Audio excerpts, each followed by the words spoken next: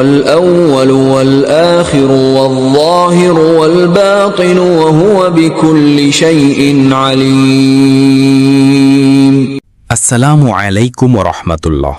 সম্মানিত দর্শক, আমরা এই পর্ব থেকে শুরু করছি পৃথিবী সৃষ্টির রহস্য এবং বিভিন্ন অজানা তথ্য। আল্লাহ সুবহানাহু ওয়া তাআলার সৃষ্টি সম্পর্কে পবিত্র কোরআন এবং সহিহ হাদিস অনুযায়ী ধারাবাহিক ঘটনা বলি, যা থেকে আমরা সঠিক তথ্য জানব সৃষ্টি সম্পর্কে। প্রথম পর্বে আমরা জানব পৃথিবীতে যখন কিছুই ছিল না, তখন থেকে আদম আলাইহিসসালাম সৃষ্টির আগে পর্যন্ত। সব প্রশংসা সেই আল্লাহ, যিনি ছিলেন, আছেন এবং থাকবেন, যার কোনো শুরু নেই, নেই কোনো শেষ।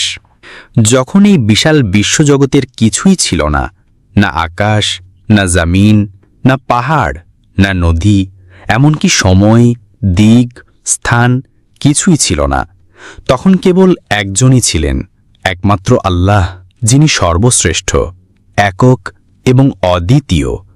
তিনি ছাড়া কোনো কিছুই ছিল না। তিনি ছিলেন তার আরশের উপরে। তার কোনো ঘুম নেই, নেই ক্লান্তি, নেই মৃত্যু। তিনি আলো, তিনি প্রশান্তি, তিনিই প্রথম। আল্লাহ ছাড়া কিছুই ছিল না। রাসূলুল্লাহ সাল্লাল্লাহু আলাইহি ওয়াসাল্লাম বলেছেন, সহিহ মুসলিমের হাদিসে আছে, আল্লাহ ছিলেন এবং তার পূর্বে কিছুই ছিল না। তখন কোনো সৃষ্টি ছিল না, না ফেরেশতা, না জিন, না মানুষ, না আকাশ, না মেঘ, না তারকা। আল্লাহর সত্তা ছাড়া কিছুই ছিল না। তিনি নিজেই ছিলেন চিরকাল এবং তার কোনো শুরু নেই। প্রথম সৃষ্টি কলম। এরপর সর্বপ্রথম যে কিছু আল্লাহ সৃষ্টি করলেন তা হল কলম।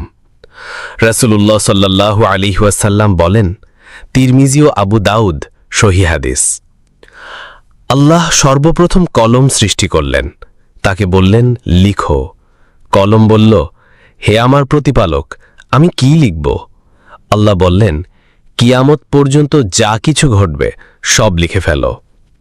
এভাবেই কলম কিয়ামত পর্যন্ত ঘটে যাওয়ার সব কিছু আল্লাহর আদেশে লিখে ফেলল প্রতিটি মানুষের জীবন, মৃত্যু, রিজিক, আমল, এমনকি একটি পাতা কখন ঝরে পড়বে তাও।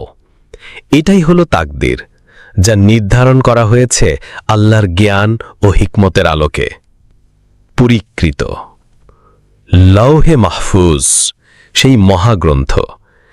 এই লেখা সংরক্ষিত হল লাওহে মাহফুজ নামক এক মহাগ্রন্থে, যেটা আল্লাহর কাছে রাখা আছে। পবিত্র কুরআনে বলা হয়েছে সূরা বুরুজ 22 নম্বর আয়াতে,